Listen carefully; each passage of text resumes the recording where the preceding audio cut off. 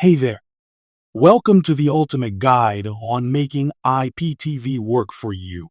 So, you've got IPTV, but finding your favorite channels can be a hassle, right? Today, we're solving that by helping you add channels to your favorites list.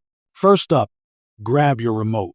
Navigate to the menu on your IPTV interface. Select the channel list and scroll through until you find your desired channel. Once highlighted, locate the Add to Favorites option, usually at the screen's bottom. Press that magic button on your remote, and huzzah! Instant favorite. Let's add more. Repeat the process for all channels you wish to bookmark. Curate your collection for quick access during your next binge session. Quick tips.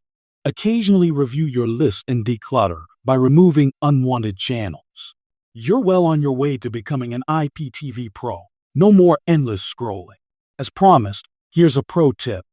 Visit 2tv.store for the ultimate IPTV experience. Their service ensures quality streaming with diverse channels to suit every preference. Optimize your IPTV with ease. It's your portal to stress-free viewing. Thanks for tuning in. Be sure to like, subscribe, and check out more of our tips. Your viewing enhancement doesn't stop here. See you in our next video.